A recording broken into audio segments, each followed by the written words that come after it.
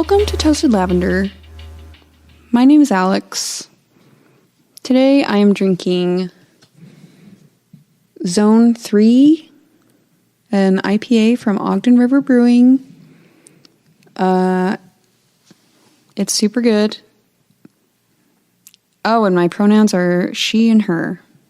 I'm also drinking this Zone 3 American IPA that is described as citrus, tropical, crisp. Was it West Coasty to you? Was that just me? Like, what did you get from it? I liked it a lot, but it's not a hazy, I don't think. It's But it is not. very low IBUs, so it's an easy drinking IPA Yeah, I think it's really good. at 6.9%. Nice. Yeah. So Ogden River Brewing is a local brewery started by, I think his name's Pat Winslow. That's right. He was a home brewer turned professional. So that's a fun story. And got some funding to build this beautiful brewery right on the Ogden River.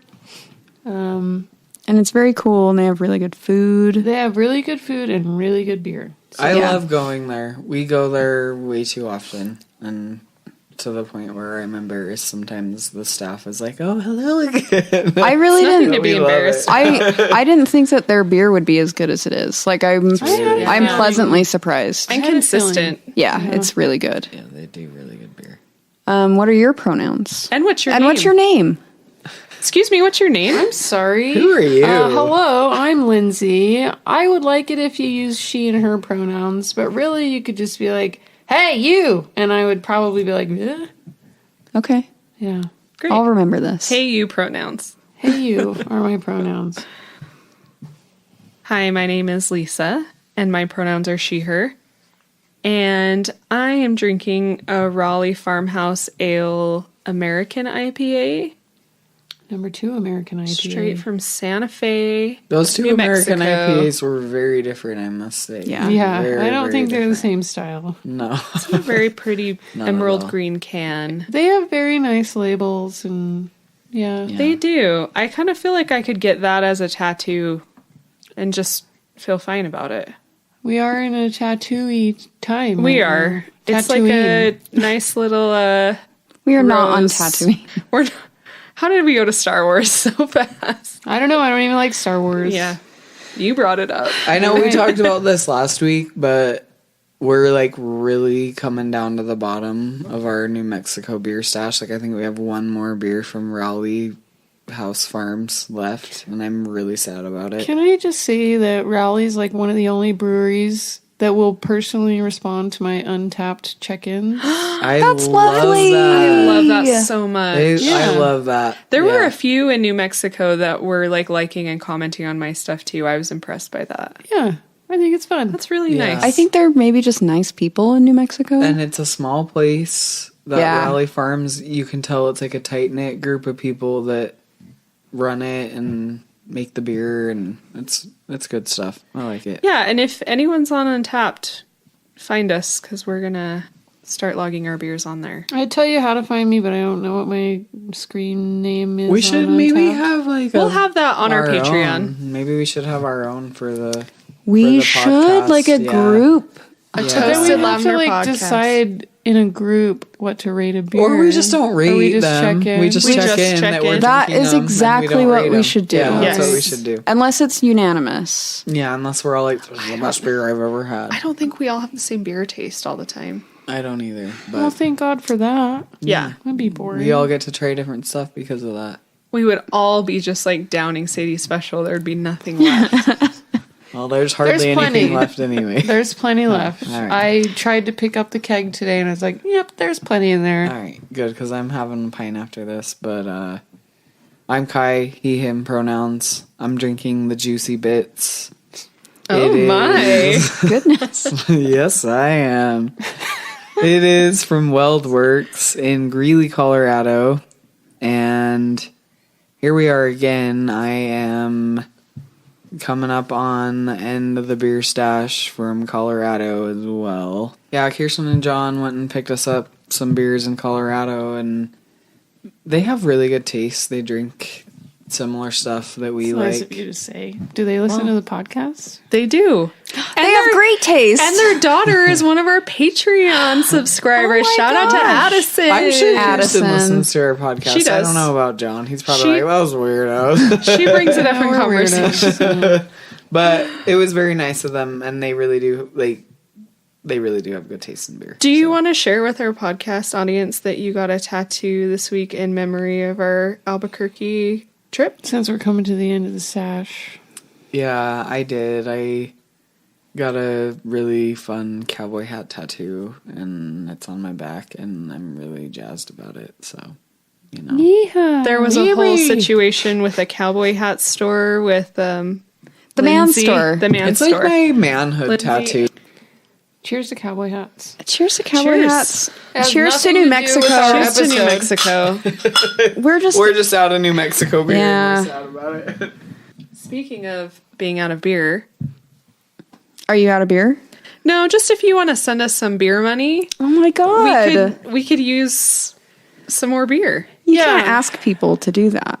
I mean, Oh, But you we're want going to it. ask people to do that. if you want, and it doesn't, it's like $2 a month, I think, but it would definitely fund our beer money. We also have our show notes on Patreon, and we try to curate them with. Visualize all the things we're talking about in our show notes. There's a lot of like pictures and videos and extra stuff that maybe we don't talk about. We but imagine it would be fun for you to be looking at them as you listen. Yeah, and If links it's to possible. links to our source material when we're researching Yeah, topics. yeah. So if you want to learn more, it's a great place to find more resources.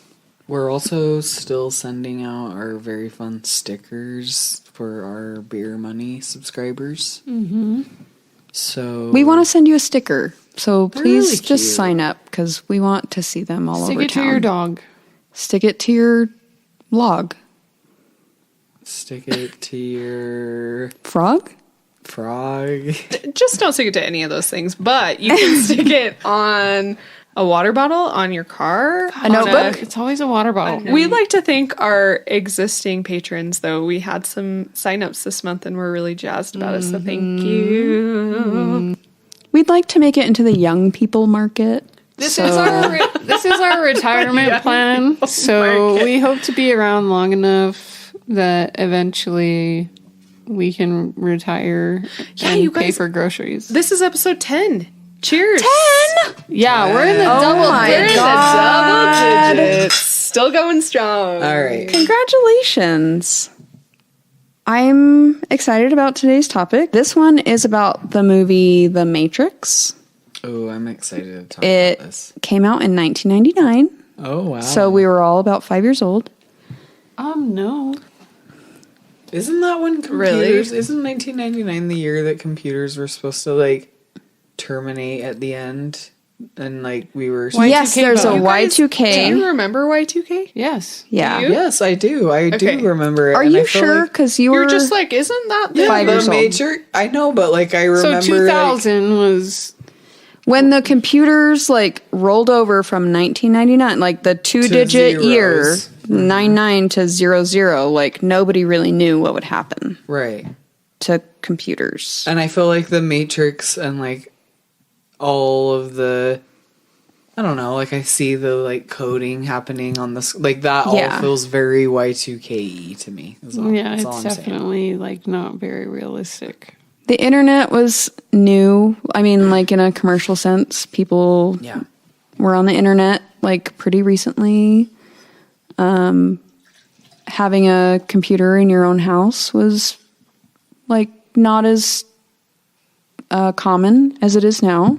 It'd be interesting to know how many people had internet access at that time. I feel like it was probably a pretty low number. I know that I did not have internet access at that time. I didn't either. Let's see, I I was remember when we got 11. it was probably, In like... 99? Were you 11? Is that right? No. No. We were born. I was 86. You were like I 13. was 13. So let's see, what grade is 13? Is that 7th or 8th? It depends on your birthday. I think that's about 8th grade. We had the internet. Okay. For sure, we had the internet. You were a rich kid. You probably had the internet. Yeah, I was a rich kid. We had the internet. My first recollection of the internet was 6th grade, which would have been a few years before that. AOL. We had AOL when I was in 6th grade. I had a really silly AIM name. Do you remember that? Yes, we're gonna get into those things. Okay. We'll talk about this. Okay. Oh, God. All right. We're moving on. Okay, I'm sorry. I had No, some it's fine. foreshadowing. Oh, it's great. It's great. So, okay, so this is 1999, and March 1999 March is something. when The Matrix came yeah, out. like March 19th or something. I just realized the lighting in here is green. You did that on purpose. Oh my God. See? Okay, sorry. I just got so excited. I feel like we're immersed We are in, this in it subject. right now. We are in We're the in the Matrix. Oh, we fucking are. That was so- good. You're going to love Jesus. Disneyland. I'm ready, Lisa. I just want to say that I did not watch the number 2 and number 3 films in preparation for this, but I know that I've seen them in the past. Yeah. But from what we understand, it's not really relevant to this particular Not- take on The Matrix. Yeah, not particularly, although I did, like, right before we started recording, like, I read a thing where it's like, these themes, like, go on into the second and third movie. So I don't know. I've only seen the first one. Okay. I've seen all of them, but same with you. Like the second 2, I haven't seen for a while. Yeah. And there's going to be they're- a fourth soon. So- I can't wait. Yes. I would love to watch a 4th movie. Here's the thing is The Matrix number 4, I don't think that's the title that they're going to run with, but it was due to be released in like May of 2021, but I think it got pandemicked. Right. So it's probably So it's, like, close December. to being done, filmed though, or Yeah. if not already filmed. I and they're think just- so. Back to The Matrix. I love that you have this like green glow to your face. I'm glad you're noticing. Should we be God, filming I this? love it. I'll do some Yes. filming. Thank you for Oh, that wasn't like an invitation. That was just a question. I'm gonna do just a very few little snippies. So, Lana Wachowski came out as trans in 2010. And there were rumors regarding her gender identity as far back as 2003. And I read this article that was written in 2003 that was like kind of yucky to read. Yucky. Oh no. It wasn't very sensitive. It was the opposite of sensitive. It was like trying to out her. Yeah. Yeah. Yeah, pretty much. It was just like, something's wrong. Yeah. And Look at this hat that this person is wearing. Yeah, there's like a thing It about a was hat. Dick Carlson It was like situation. it was kind of a Dick Carlson. it kind of thing. was just really poor in It all was sense poor. of that word. If you want to read it, I have a link to it, but I don't suggest doing that. Also, Lily Wachowski came out as trans in 2016. And the Wachowskis directed The Matrix The Matrix. and Cloud Atlas and V for Vendetta. And the Sense8. Yes. This is on Netflix. Oh my god, this is an amazing show. One of the main characters is a trans woman, and she is also in the L Word Generation Q. The one who's Shane's new lovey that you like. Yes, Tess, but I Tess. don't know who Okay. this person is in Sense8. So remember, like, the really attractive Tess, couple? though. Yeah, and we I loved don't remember her. Sense8. I remember nothing about the movie whatsoever. It's that I've not a seen movie, it. it's a TV show that was on Netflix. And we loved it. And it was like all these people from around the world are connected, but they don't really know how or why. Oh, But like that's right. sometimes they just like see into each other's like minds and where they are. That's right. But remember, this couple is a queer couple in San Francisco, and it's a trans woman and a queer woman, and They're amazing. Okay. And just the way that they're Okay. portrayed, like this totally makes sense that this was their project. Was it the two sisters who directed it? I believe they were both involved, yeah. It's so positively trans. You're seeing like a really like happy, successful relationship of a trans woman and a queer woman together. And like a very loving relationship. And of course some like bad situations happen because it's like a sci-fi it's a story. Yeah, it's a sci-fi drama story thing. I recommend it if you haven't seen it. I read a lot of articles researching this topic, and one of them said that The Matrix is by far the most influential work of pop culture ever created by a trans person. It was a huge It deal. was- It was huge. I remember like Doritos and Powerade. Like, remember every single company had like a Matrix label on their product. Like, it Wow. was I'm sure. huge. Doritos. So the quote goes on to say, "It is maybe the eggiest movie ever made." Damn, eggy. If you It's coming flash on back in. to episode 5, we talk about Terminology. eggs. Why don't you give our listeners a reminder? So an egg is a person that is not fully aware of their like gender identity, and they're just getting ready to hatch. yes, so there's like a hatching, and it's when you look back or when you're like have these realizations of like, oh, what, like, how am I feeling? What am I feeling? You're like putting cracks in your shell. And maybe other your little people egg. around you can see it before you do. Yeah, maybe, yeah. So that's what egg means. Eggy. So isn't that fun? I'll send you the article, and it like the first couple paragraphs it says egg like 50 times. I don't know why, but it seems like everything that I've been reading, the idea that The Matrix and other Wachowski films weren't really being viewed through a trans lens didn't happen until Lily came out in 2016. So Did she come out first? no, Lana came out in 2010 and Lily came out in 2016. And there are a lot of articles that break down different plot points in the film, and I didn't really intend for this to be another installment of Queer TV Club, so I don't want to go like too deep into that. But there are a couple of themes that I wanted to touch on and explore.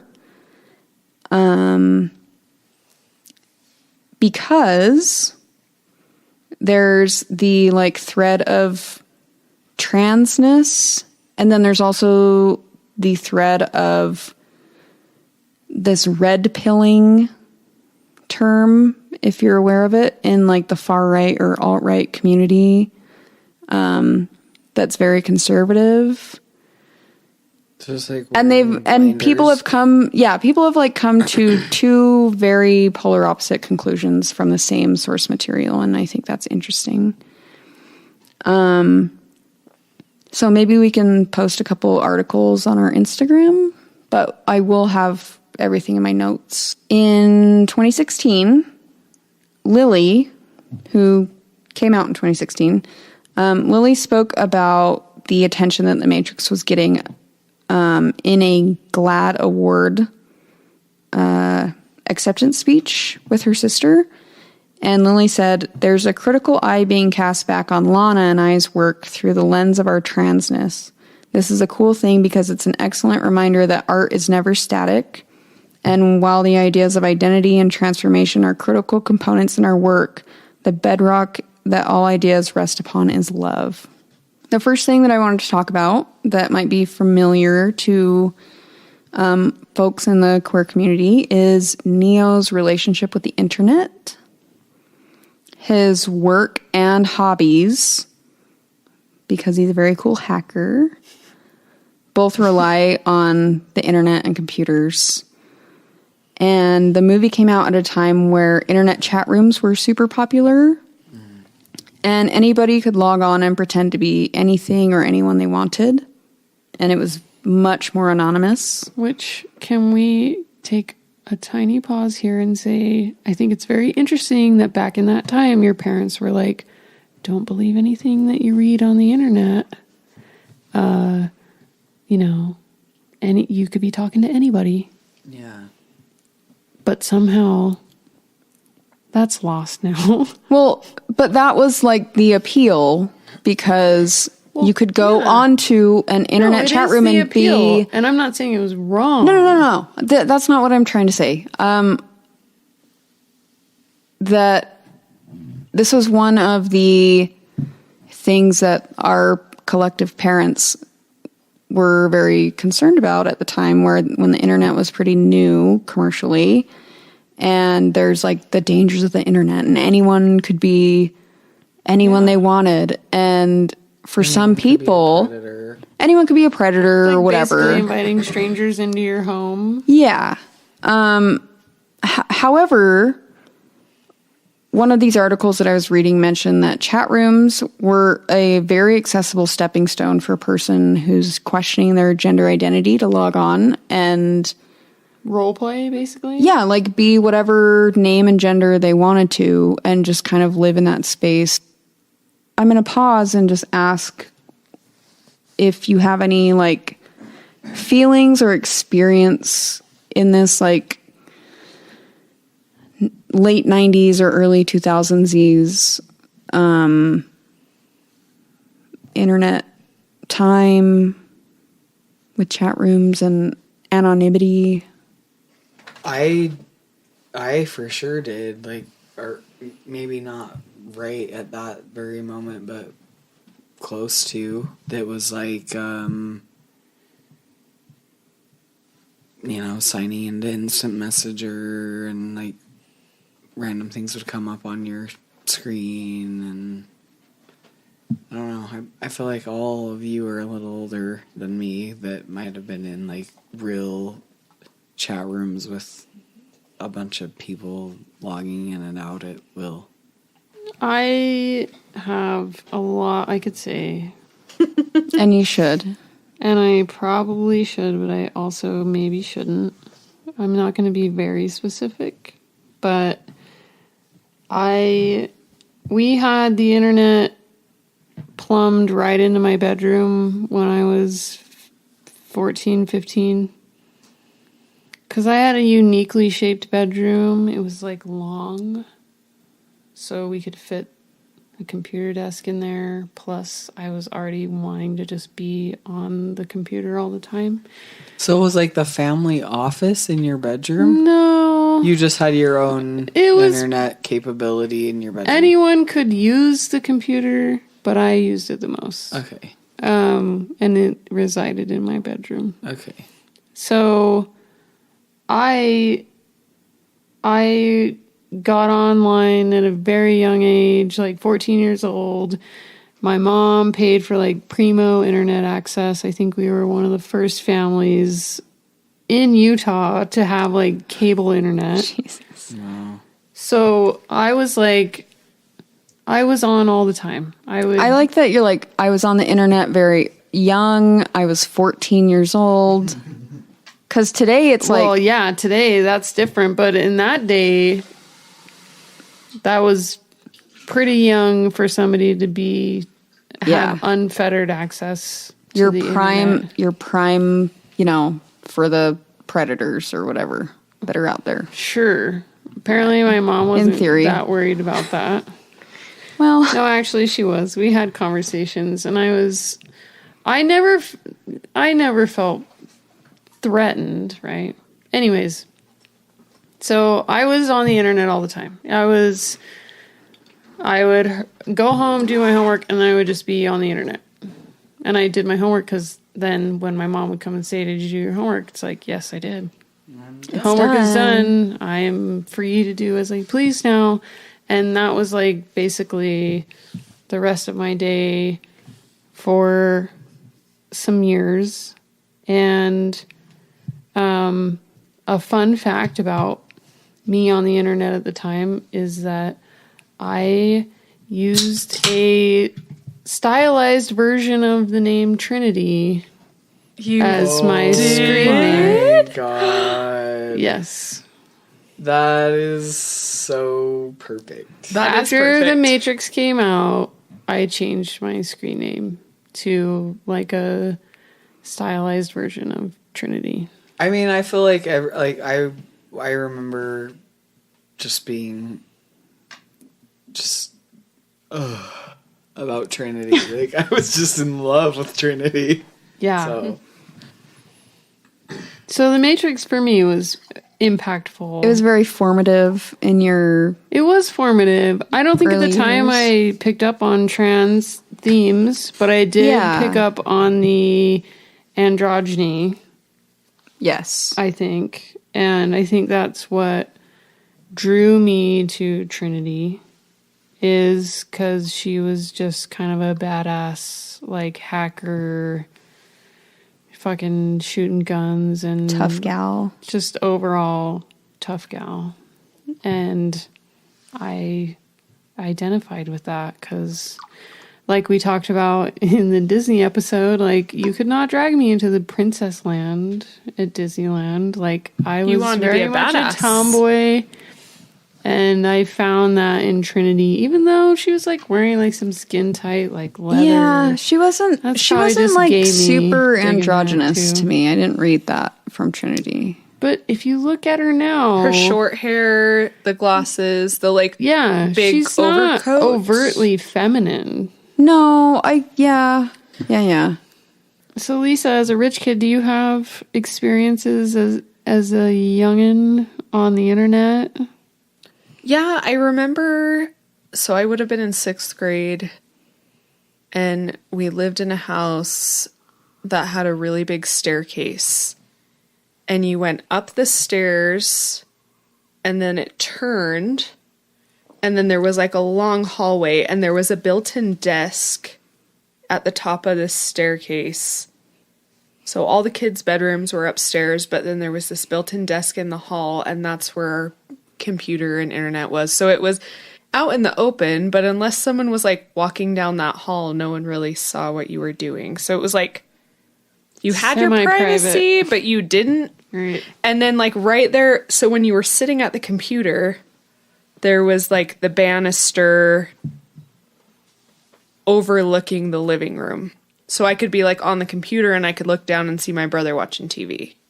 So like you were, It was an You were open kinda right area, there. sort of. yeah, but it's not like he could see what was on my screen. Right. You were present in other things. And Yeah. you could see who was like headed up the stairs or whatever. Yeah, oh, absolutely. Or you could hear someone coming around the corner Right. behind you. So you could just hurry and exit out of Isn't all it the funny spectacle that, things like- you were looking at. Now we just carry it around in our pockets and it's like, Yeah. I got blamed. Our family had dial-up internet. Like, I remember when my brother was in high school, which my brother's a little closer in age to you and Lisa, at least. Like, probably almost exactly. He's a year older than me, I think. Or 2 years older. But I remember, like, our house was known amongst my brother's group of friends as the cave because we didn't have internet forever. And then when we finally got And you it, didn't it have was- cable. We didn't ever. have cable. We never had cable. Like, finally got internet. My brother was probably in high school, and because I remember when we got it, but it was dial-up, and it was the slowest dial-up, and I remember there was always a battle of, like, Mom needs to use the phone, and so is playing a game on the internet. But I remember my uncle, like, came over to our house and looked at some scandalous porn on our computer, and I got blamed for it. What the fuck? I know, I'm still mad about it. How do you just roll up into someone else's house and check out pornography? Well, Even back then, like, go buy a magazine. It's in Yeah. the basement, and yeah, it wasn't ever in the basement, but it was like Oh, in it wasn't? The, I it thought was it in that, you know where my dad's office is now? That's where the computer always was. So it's like a private room that's like off of the front door that's like has a door, and like you can go in there and like be in the office. And so I mean, I'm not I surprised. can see It was how like could've private happened. enough. It was private enough. And he probably like didn't have a computer at home. He and doesn't. He you has couldn't never. Like he to would the always library. use the computer. Like, At the library, they can't tell you not to look at pornography, or they don't. so you At can least in just my be- lifetime. I mean, Oh my! because that's where I got my internet for a very long time, is going to the library. Yeah. And you'd get like 30 minutes at a time, and you were assigned a computer right next to some creepy old perv that's looking at pornography right next to you. Then you're like just there's, logging like- into MySpace to change your No, layout. I feel like you don't know me as a person. there. I'd like to, maybe this is inappropriate, but Addison, if you can reply to us in our Gmail inbox, toastedlavenderpodcast@gmail.com. If you can correctly tell us what ASL means without Googling it, Quiz time. you get an extra Freebie. freebie. Here's my next topic of discussion. The term red-pilled comes from The Matrix. Yep. A lot of people are familiar with this. Morpheus. The red or the blue pill. Right. So Morpheus is like, take the red pill and you'll wake up in the real world. And You'll learn what it's you'll- all about. Yep. Everything will be like, it's going to be terrible, but you're going to wake up. Learn It's the, the woke truth. pill. And then the blue pill is like, you go back to being Ignorant. Thomas basically. Anderson. Computer Yeah. Like you'll never programmer- remember this. Computer programmer Thomas Anderson. Yes. Back to your real life. So the toxic interpretation of this, which is used by the far right and alt-right, is that when you are red-pilled, you are realizing that social justice and social acceptance issues, mostly feminism, are stopping you from being your true primal self. Feminism? You can't be your true self if feminism Absolutely exists? not. No. Excuse me, I think you missed the word primal self. Yeah, you're like a jungle Can't be a cat, and you monkey that can't just be. wants to fuck a everything caveman. that walks because feminism is ruining it for you. Yes. The patriarchy Got it.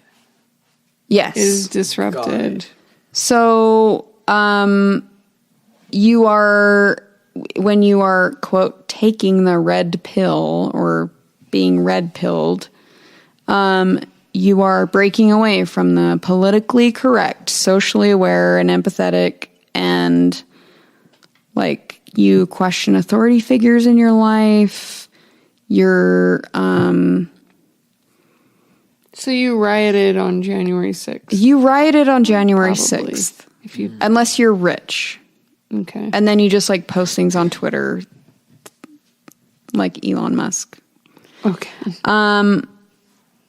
The left-wing equivalent is being woke. So it's like these are the poles of this idea. Polar opposites. Yeah. I mean, yes. yeah, they are. And Sort of. They're woke in different ways. yeah, cuz there's like a whole expression of oh, I was red-pilled and I've woken up to like all these conspiracy, like they're not conspiracies, they're just like there's global elites and they're controlling the banking system. Like Right. I've been red-pilled and I understand that women are trying to control my life and that's why I haven't been laid in 16 years or like it's not good. So if you are black-pilled, if you're I don't remember black-pilled, seeing a black There was pill. no well, black pill. this is not in the movie. This is This just is kind an of the internet offshoot fucking culture stupid of thing. This movie. Yeah. A black pill is incels. If you've been black pilled, you recognize that you're involuntarily celibate, Wow. and this is They society's blame problem. it on a pill. You basically join ISIS. Like it's horrible. And I Okay. have nothing to say. No, I don't think we should say much more about it. I think the point of what you're saying is that this moment in the movie where you can choose to wake up to the reality of what's happening or go back to sleep is a poignant thing for a lot of people. In multiple different instances. In multiple ways. Yes. That's where Wake up to the that's where it reality or forks. just go back to sleep. Yes. I would take the blue pill every time, 100 times out of 100. To go back to sleep. Absolutely. Well, and the film opens on Neo, at the time Thomas Anderson, asleep at his desk And with that headphones song. on. Massive Attack. It's Massive Attack, I know, and I love that Yes. opening scene. I love that opening scene, and it's because of that Massive Attack song. It's just like perfect. It's perfect. And I wonder how much the Wachowski sisters had to do with that. Wachowski. And the opening line also, while we're speaking about the opening scene, I don't know if you remember, but on the computer screen, it says call trans opt. I did notice that. I did Yeah. notice that too. Received, and it has like a date time. But the fact that trans is Does that This- mean anything in computer language? Yes, it does. transmit, probably, like Yeah. transmission. Yeah. Okay. But the fact that it's cut at trans, I think is interesting. That particular bit of logging or like code, it's not code, but like that doesn't really make sense to me, but it was also a long time ago. You so also maybe weren't a systems programmer in 1999. right, so maybe it meant something then. But does this have anything to do with the search engine term? And I might be a little off kilter, but I know that like trans with an asterisk after it was like a big time search term in the Oh, early there is a 2000s. thing. That's like, so that it was like, I mean, it was kind of community building, and it was like to align people with this new understanding of what trans was, instead of like a transmission. Like it was So- to separate itself from that. I very briefly read an article, an interview with this author that did a whole thing about the Matrix and like trans identity something. And they talked about trans with the asterisk and like what that meant. And I wish I would have like paid more attention, but it was like 10 minutes before you got here. So, Oh, okay. So just. but I read that today. Like, Yeah. there's a thing. There was a whole thing about it that was like to differentiate itself as like the new understanding of what trans was, with the asterisk in search terms, to like categorize a whole clump of categories together. But Okay. with the new understanding. So of if it was trans. transgender, it was trans asterisk. Trans asterisk in search engines, and probably back to the time of like Ask Jeeves and So- stuff. So I wonder well, if an this asterisk aligns. is typically like a wild card. Yeah. So you're you picking can- up yeah, everything it's like after trans, S. whatever. Yeah. So it'll search Transfiguration. trans. But it was kind of before transgender as a term was like Yeah, that's the umbrella term for what Okay. this experience So if is. someone was like using transsexual or trans. Yes. Yeah. Sylvania.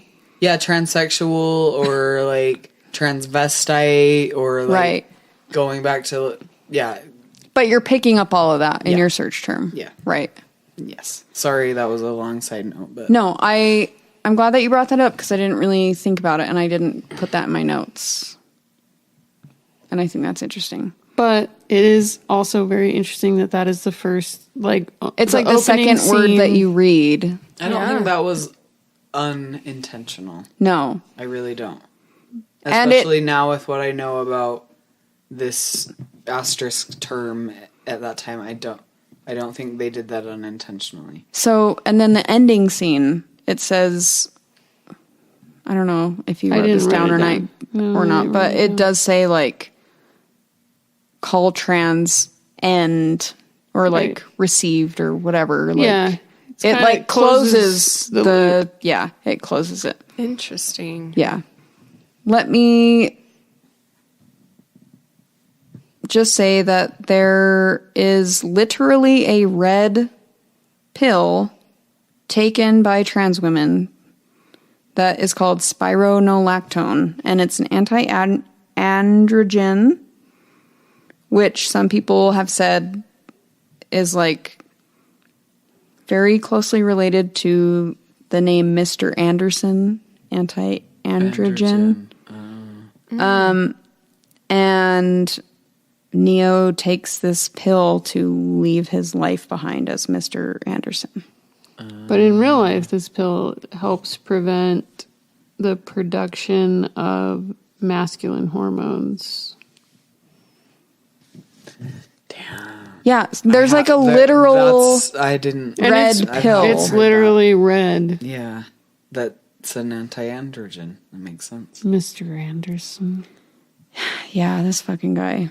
Please settle in, because to quote Keith Olbermann, this Who the is fuck's that? He's I'll circle back to that. Okay. This is the worst person in the world. There's a person that we've talked about who created a YouTube channel with the intent of leading Black Americans away from the Democratic Party. The name of the channel is Red Pill Black. Is it Candace? It's Owens? Candace Owens. It is? Yeah. Yeah. Oh. It's Yes. Candace Owens? Yes. Red pill black? Yes. Candace Owens I don't think is it- using a Matrix term? Does she know who the Of Wachowski course she sisters are? doesn't. Well, Is she I embarrassed? don't know. No, she's not embarrassed. She should be. She's not embarrassed about anything, Lisa. She should be. She She's said something using about- a trans woman's story for Lisa. her. Candace Owens went a in monster. front of Congress and said something about, or was presented with her own words that said that Hitler did a lot of good things, but he didn't go far enough. And she lives with this every day. Who is she? She's the worst person a in the monster. world. I love that she's your arch nemesis. Oh my God. What would you do if you ever met her? I Face would to probably face? throw up. Just right on. I would her? probably on her just throw shoes? up. Yeah. Just right on her. No, but you got It'd probably be like something. This baby is re- puke where I just throw up on myself, actually. Right. It's like a cat. Yeah, I'm Er. like, bleh. But you got to say something. I would just tell Think her to about fuck this. off. Yeah. Well, I mean, that's the easy road. I Well, think you could do I take better the than easy that. road. Alex is taking the blue pill, remember? I take the blue pill. I tell her to fuck off and I turn around and walk away. This is really her YouTube channel. So, I don't know that it exists anymore. I searched for it and I didn't see it, and maybe I just don't know how to navigate YouTube, but she realized, like, oh, I'm stepping on like a trans woman's story. I feel like she would take pleasure in that. Yeah, I think she. No, but like, I'm sure she would be like, I want nothing to do with this. This is like yeah, maybe. infected But- with transness. If you search in the YouTube app, especially on my phone, because that's what I did today, I searched Red Pill Black, and it brought up all the Candace Owens videos. So it probably used to be called that, and then she changed the name. Yeah, and I googled like the Red Pill Black, and I didn't realize that it was all one word. But yeah, she created this YouTube channel. I don't know what she uploaded or deleted or whatever, but it was dedicated to leading Black Americans away from the Democratic Party. Probably after she was hired by this shady conglomerate of right-wing rich people Icky.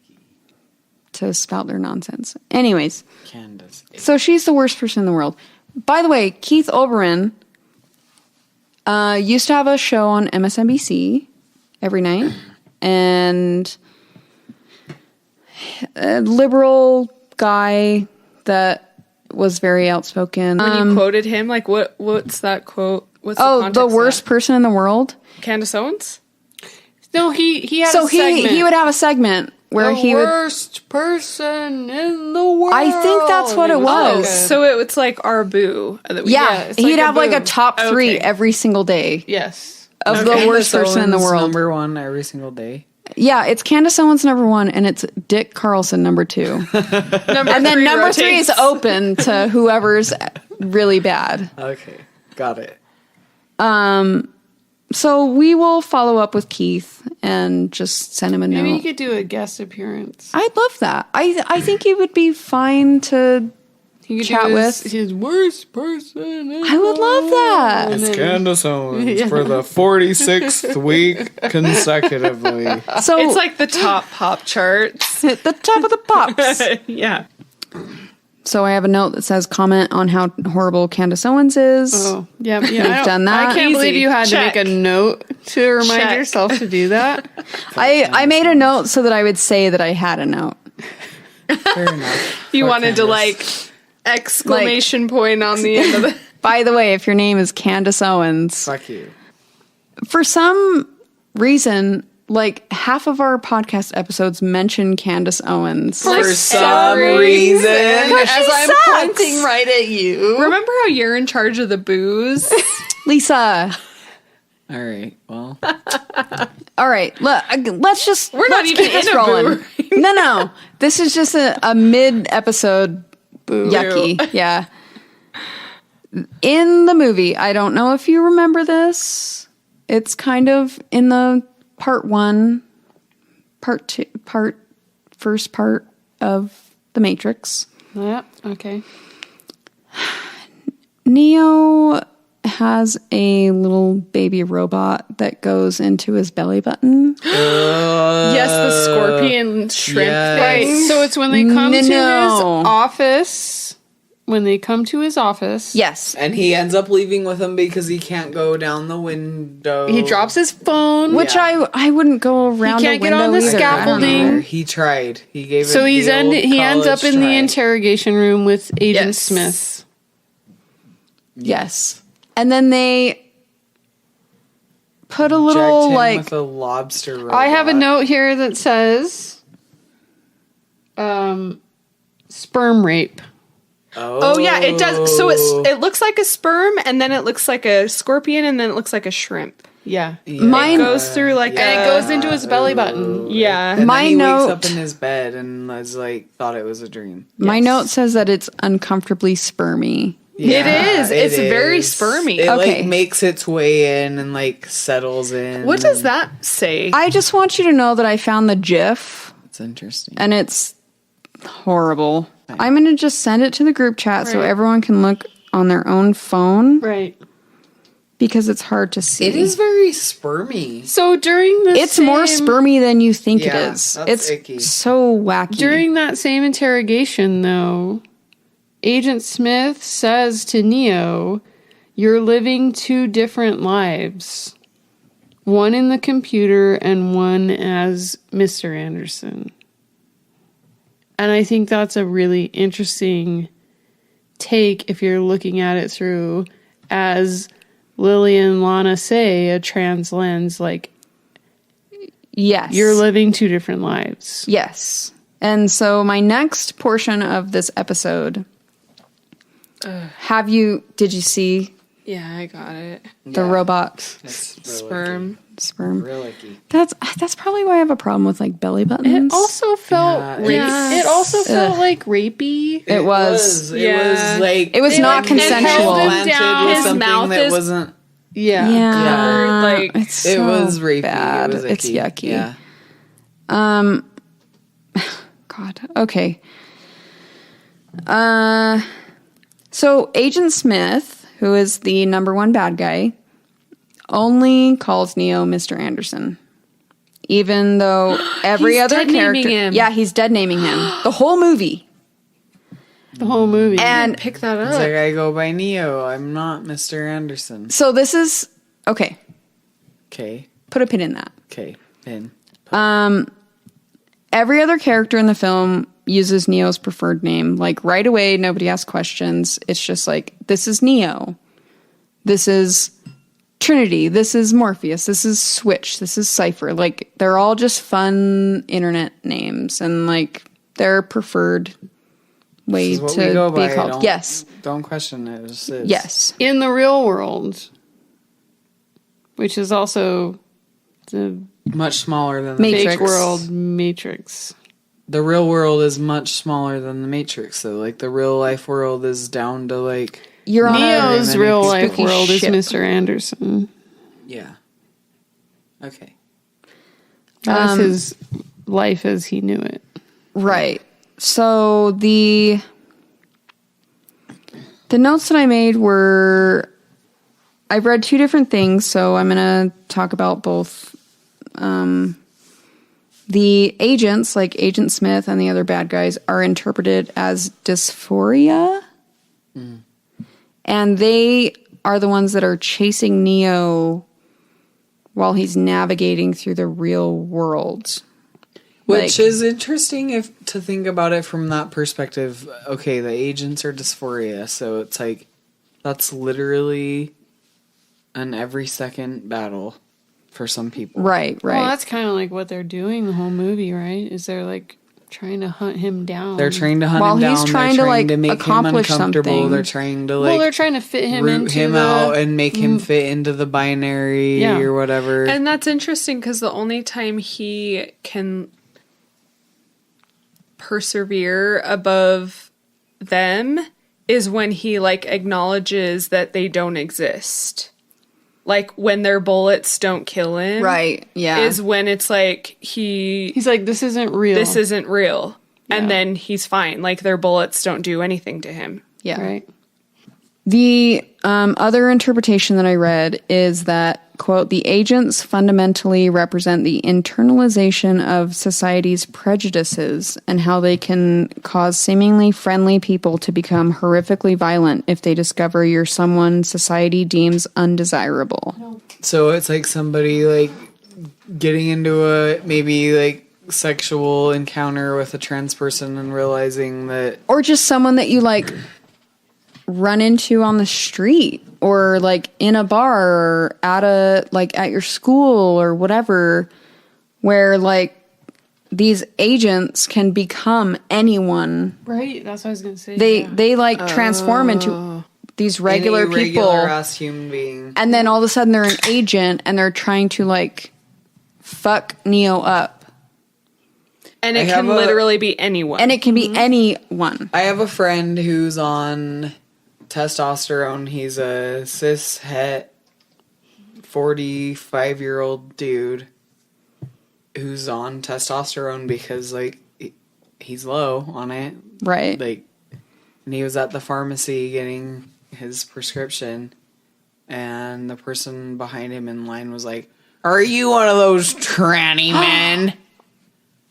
Oh my God. He just, like, turned around and was like, "Excuse me?" Like, and he said he didn't know how to respond. I wouldn't either. Yeah, because it was out of left field. He's never experienced anything like Yeah, that. so- And you're like, welcome to my fucking life. yeah, so that's just an interesting side note that kind of goes...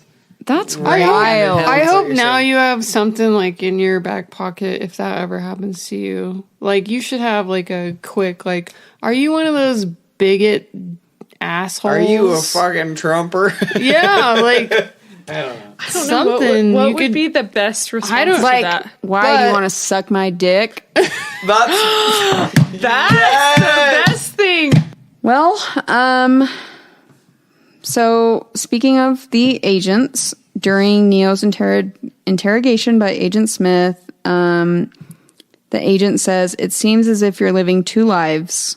One of these lives has a future and one does not." Can I make a small comment? Because just while I was thinking about this today, this is only the second time I've ever seen this movie. Mm-hmm. And the first time I watched it was like the beginning of this year, right? It was during the pandemic, and Kai was like, "You've never seen The Matrix?" So we watched it. And I am trying to think about it like through a trans lens. Because both times that was the context that we yeah, because we watched it right after I had seen we it watched. before, but she hadn't. So we watched Disclosure, the documentary about trans people in Hollywood, and the Wachowski sisters are interviewed in that, and they talk about The Matrix. So right after we watched that, we watched. We should watch The Matrix. Yeah, and I had mentioned I hadn't seen it. Just you saying like Candace Owens is like taking this upon herself as her platform, I can immediately see it being used by the far right and like the Christian as like Neo is Jesus because he's the chosen one, and Cypher is Judas Iscariot who like turns him in. Right. And like I do think there are some biblical themes. Yeah. I want to know. So. Do you know Cypher like and Judas? I can totally. Is see this that like- parallel, yeah. Well, there's also the scene where the machine. Oh, yeah, picks they pull Neo him up out of like and he- his egg. Oh yeah, it's And he's kind like- of like on the cross. Yes. Yeah. That's when I was like, okay. Do you know if there's like I don't No, what so the trans we haven't- lenses of those certain things, or not really? I read that like there aren't, not everything fits in this narrative, and And that's okay. Not everything. that has wasn't to. really what the movie is totally about. Like, it's kind of just it's sci-fi, so it's just kind of, this is who the character is, and this is what they're going through. But if you're already like thinking biblically, it'd be easy for you to be like, "Oh, I'm going to take this and run with Yes, it." and Okay, and and like, that's where that. Well, Neo- the Wachowski sisters like had atheist parents. I didn't know that. Oh, interesting. Yeah. Well, one of the interviews that I had read with the Wachowski sisters had said that they felt like they were not, like, sci-fi was like a sort of a coping mechanism for them because they didn't see a place for themselves in the world, and so they wrote a script in a world where they could make a place for themselves, which totally makes sense to me. I think there's a lot going on. I think they lived unique lives. I think one of their, I think it was their mother was an artist, and I can't remember what their father did, but I want to say he was a teacher or something. I'm probably wrong, and we can edit that out if I'm wrong, but they had a pretty unique upbringing where it wasn't dominated by religion. Which is For as old as they are, which they're not like many people of 50, that age group. They're They like have late some 50s, dominant- Middle now? age. Yeah. And Like- obviously some progressive gender right, roles. right. And I think one of their parents was also into music, so I don't know.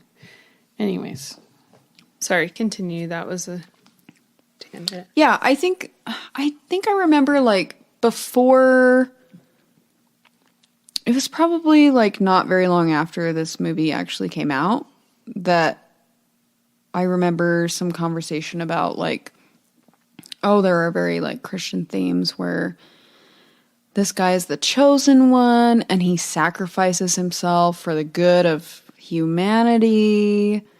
And well, and he very literally does it to save Morpheus. yes. Jesus. So, the note that I took when I was watching this, and I was a little bit buzzed, so Your notes are probably great then. you'd think so, but they're really not. That predictive text gets real hard when you So drink a wine. the thing that I wrote down is that Morpheus is a realization of Neo's trans identity. Is that your perception? Yes, those are my words. Wow. And one of the first things that Morpheus tells Neo is you know something. What you know you can't explain, but you feel it. You've felt it your entire life. There's something wrong with the world. You don't know what it is, but it's there, like a splinter in your mind driving you mad.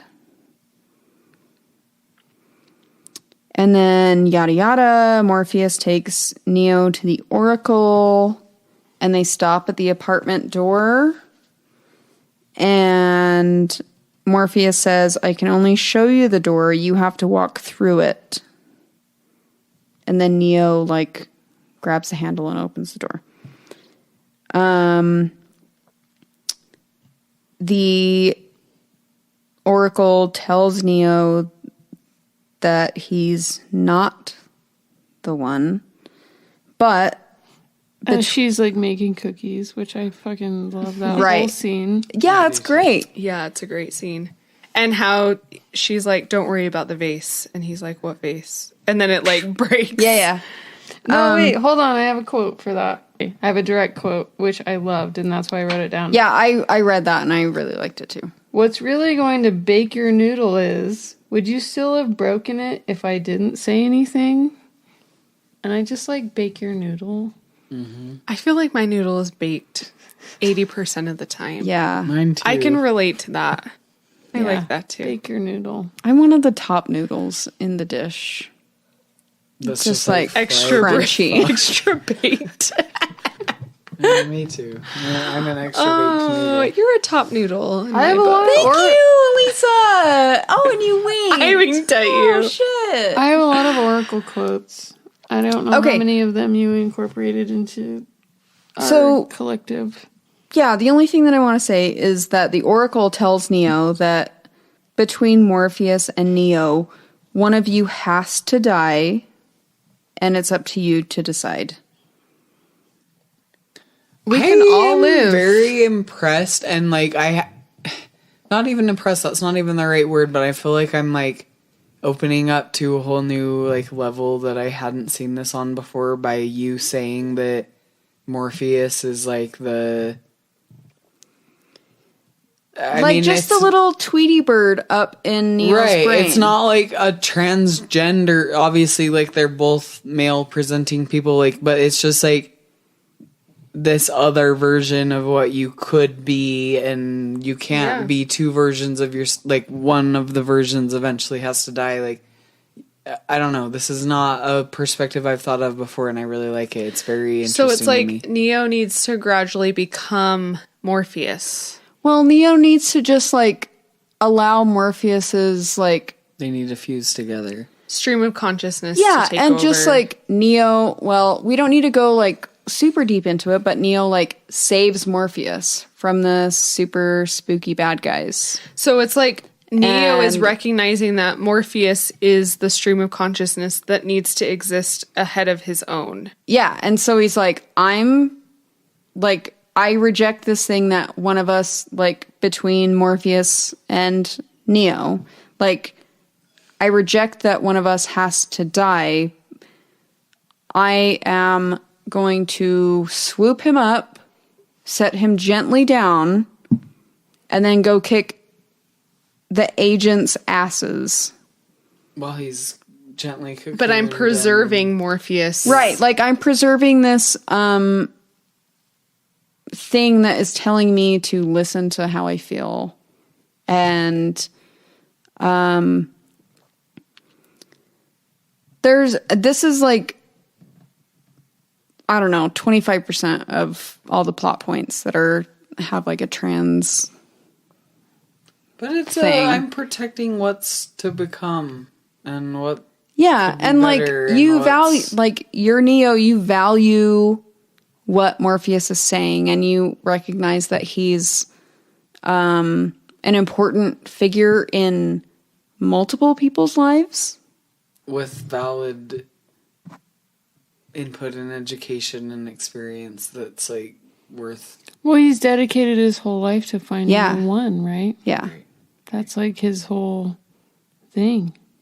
So, was it in the Oracle's apartment where there was like a know thyself sign?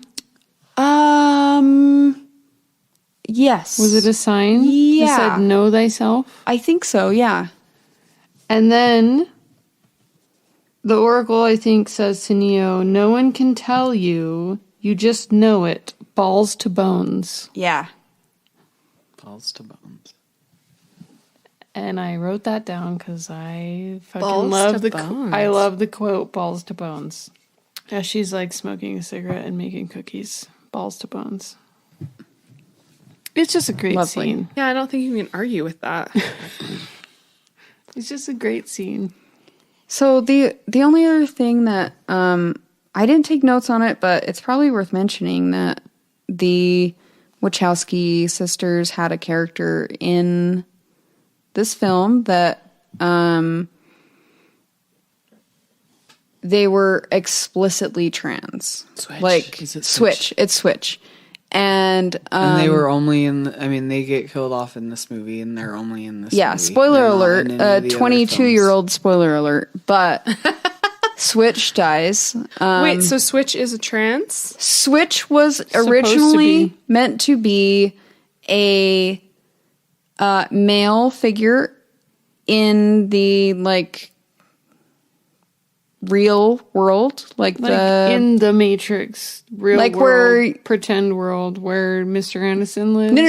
no. Oh, the opposite? The In opposite. the real So, like, world.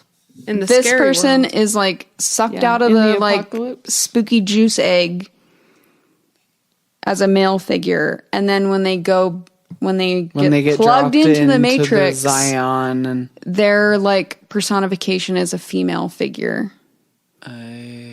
And that's the way the sisters wrote it. Yes, and then Warner Brothers said, "No, this is a little too. People won't get it.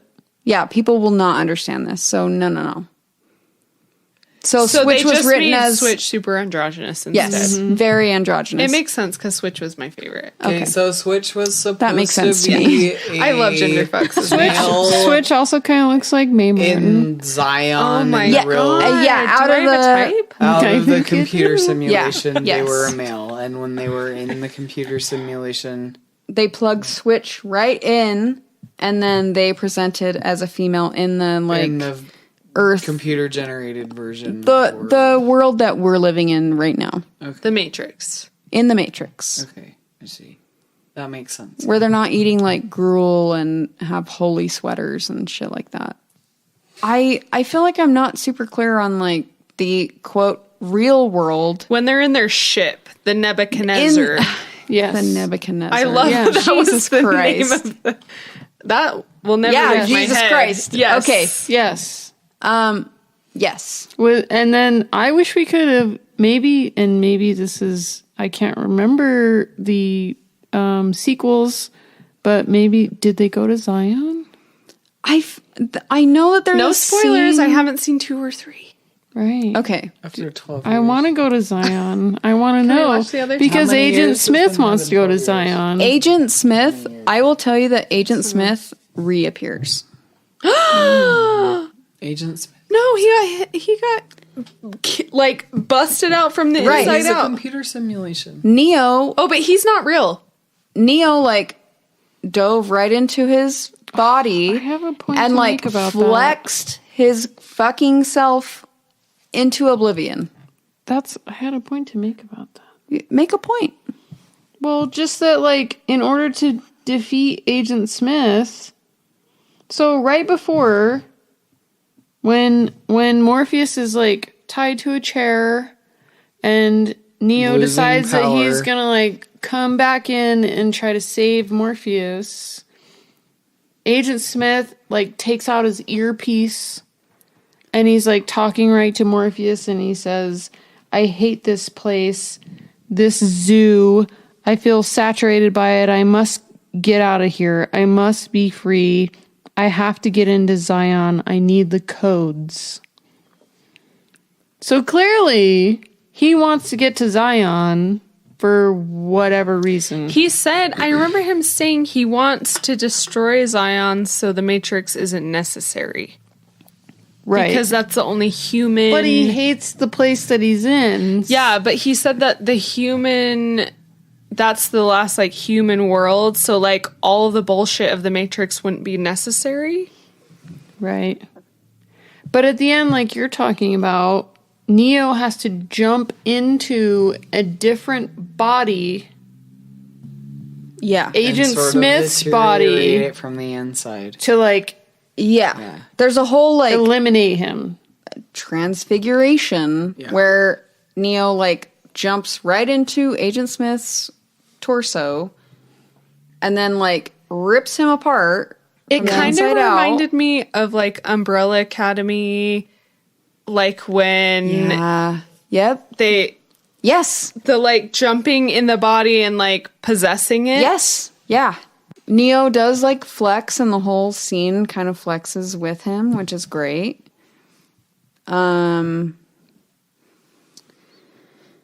Yeah, so that's kind of all I had written down, and I wasn't sure if there were like any interpretations that maybe you picked up on that I didn't mention, or like characters that you had ideas about. So do you have any insight about the Neo Trinity love story, or did they just feel like we need to insert a love story, so we're just going to put this in here? I have no comment. I don't know. Okay. I think Yeah, I don't know either. I don't know. I have no idea. I mean, Trinity is a little standoffish in terms of romance. Well, I will say that if you remember that Cypher Yeah. has a moment with Trinity, Yeah. and yeah. he's like, for a long time I thought I was in love with you. You're a beautiful woman. And to me, it struck me as he was almost regretful that he like sort of fell for Trinity. Yeah. It almost made me feel like, to me, the vibe was like if a straight cis guy like likes a trans woman and doesn't know that they're a trans woman. And then he's like, "Oh, that's too bad." Yes, he had like this vibe of like, I used to really like you. So I saw what you really were. Yeah. To me, it felt a little like yucky. I felt like Cypher was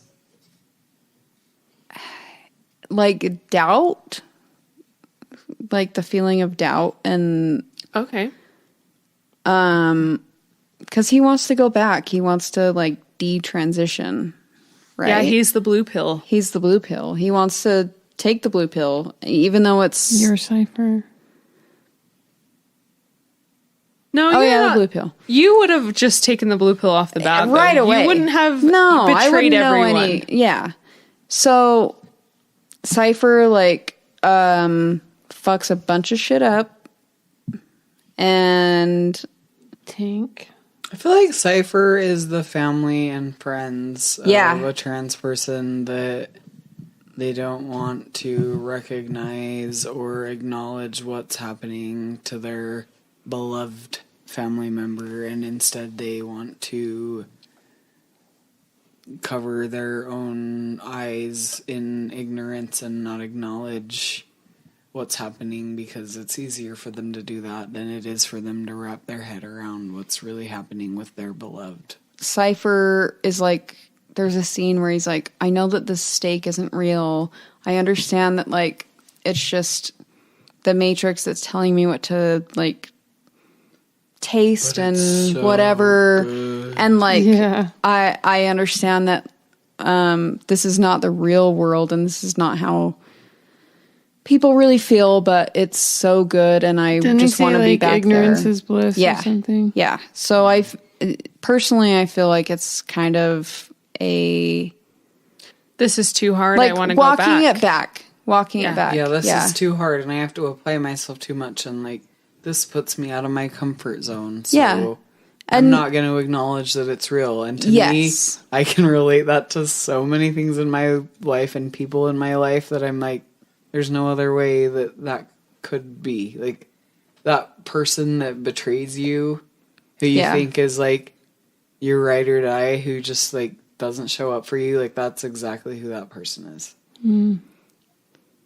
That's good, honey. I'm glad that you clarified that for me because I couldn't get this like Jesus Judaeus connection, but that No, it's the person that you think clarifies has it. your back who can't get around their own ignorance, Insecurity and ignorance, insecurity yeah. to Or they're like, acknowledge I'd like the to be truth as married it in the is. Or just temple and I can't have a self-preservation, friend. right? Self-preservation. And I think that's like a coming out story where you, when you come out to your friends who knew you as some version of yourself that you're contradicting when you come out, like that's that story where you're your true self and they can't deal. Because you're not. And I think for that, at least personally in my life, a lot of those people feel ousted because they were close to the old version of who Right. you were. Yeah. it's them And they making can't it about get on board. themselves. Yeah, they are. Yeah. They're making it about themselves. They can't get on board with. And it's really not that different. The new version of you.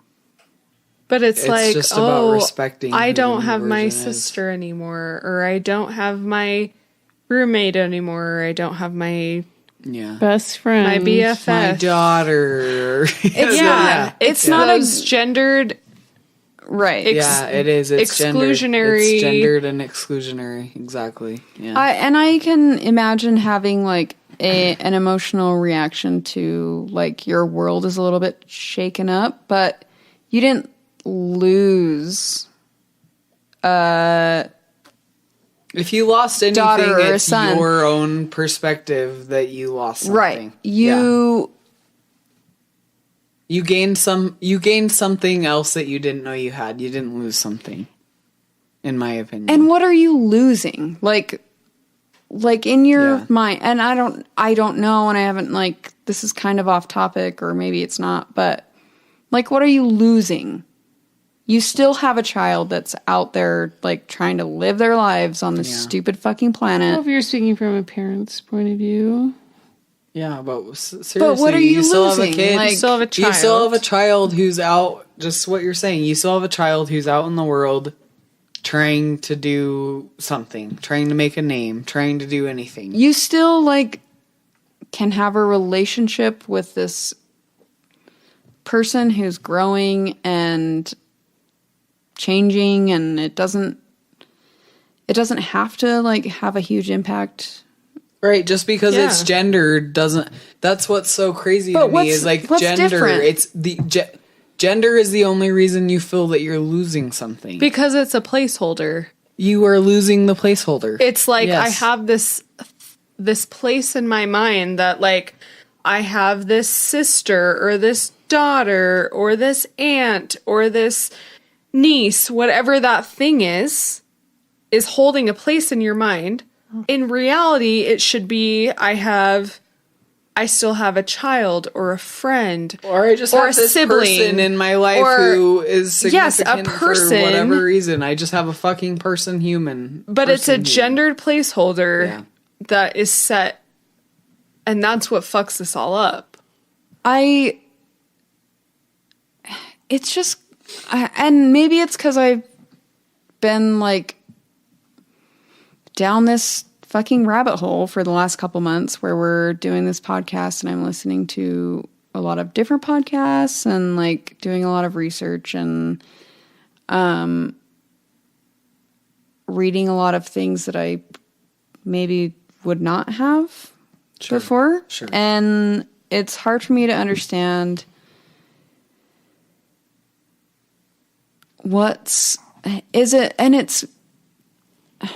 I don't know, it's hard to say. Is it our culture here in our community where most people are Mormon, and like when you lose a daughter, you're losing like going into that temple marriage and giving her away to whatever guy that went on a Mormon mission, or if you're losing a son, like you're Carrying on the heritage of our family. yeah, and Or and the priesthood holder. and like my son will never get to will never take his family to the celestial kingdom. And I understand that this is really going bananas here, but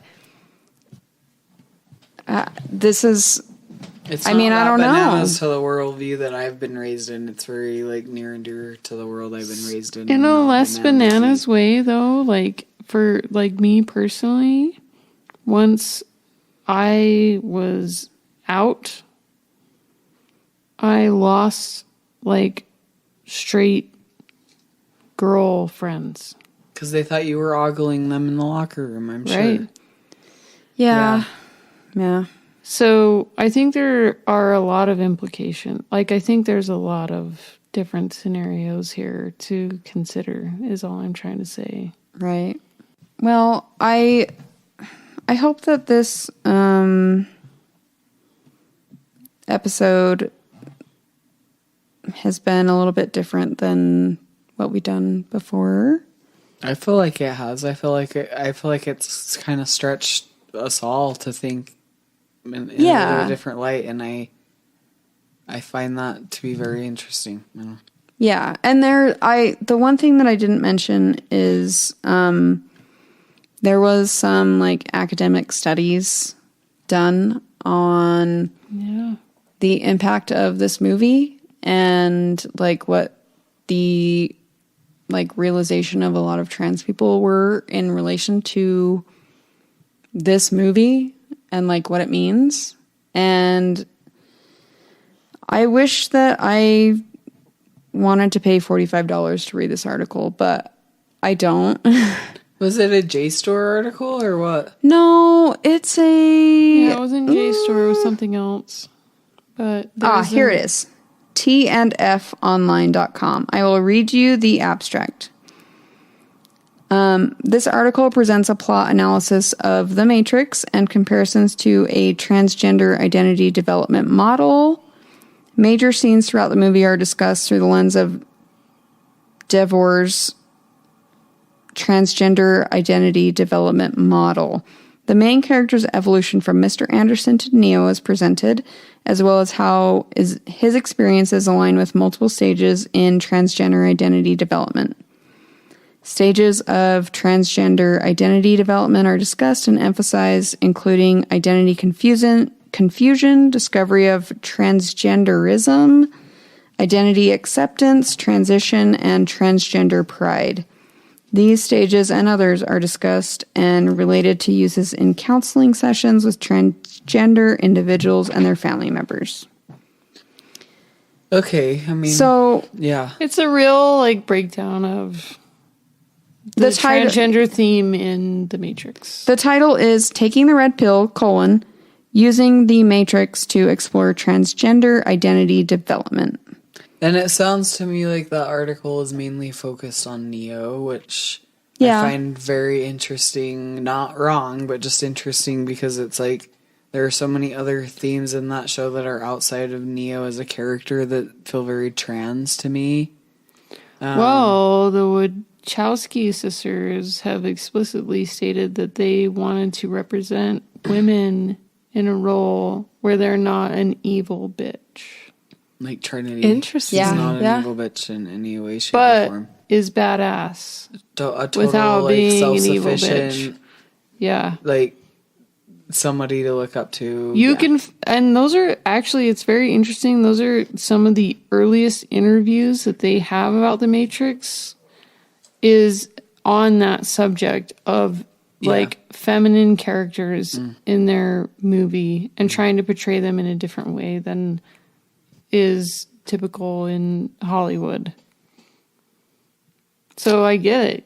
Yeah. Like, I don't think that's the full story, but I do think that it's interesting That's that a big part of it. like some PhD sociologists wanted to write about The Matrix and how it follows whatever Trans narrative. trans like stages, right? Yeah. I also want to say that this was published at the end of December in 2016. And so Lily it's came not- out in 2016. So I don't know if this was in the works Before. prior to that or not. Right. But if nothing else, I mean, switch. Right. If nothing else, even as a regular. And also, I'm sorry, but her name is Switch. Yeah. Yeah, right? Yeah. Pretty obvious. Yeah. Hello. And that is the most representative trans character that I can think of from any movie.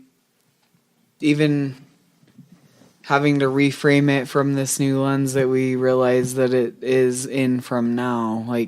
I can't think of any other movies that had, we talked about queer coding characters last week, but what about trans coding characters? If trans coding characters is a thing, Switch is the fucking definition of that. Probably, yeah. I can't think of anything else. Yeah. I mean, I know I'm very much putting you on the spot, but I can't really either. well, I guess we're just going to have to watch number 2 and number 3 of The Matrix so that we can go to the theaters. For number 4. Old timies.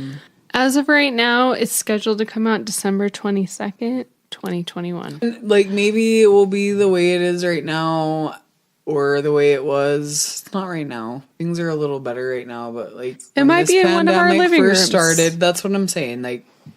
We were our quarantine family, this group, and I hope that we're privileged enough to continue that if we go back into lockdown. You'll still get a podcast because we're in one pod.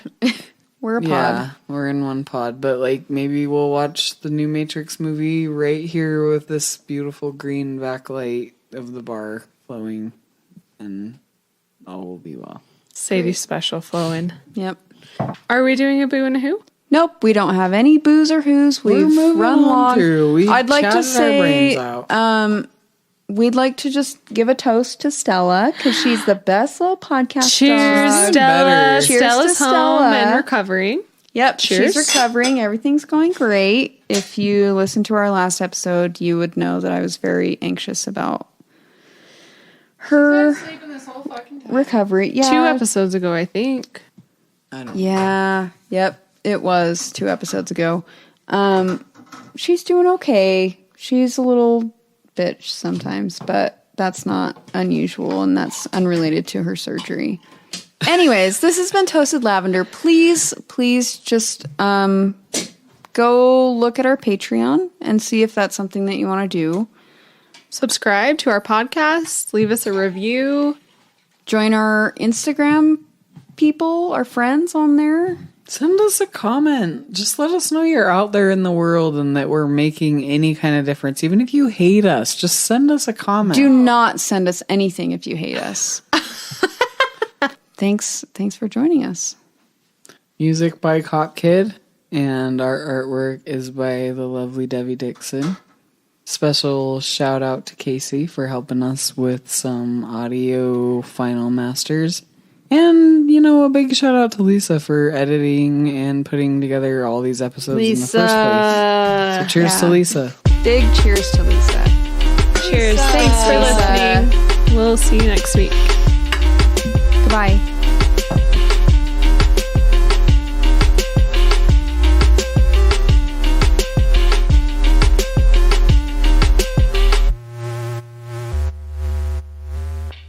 Okay.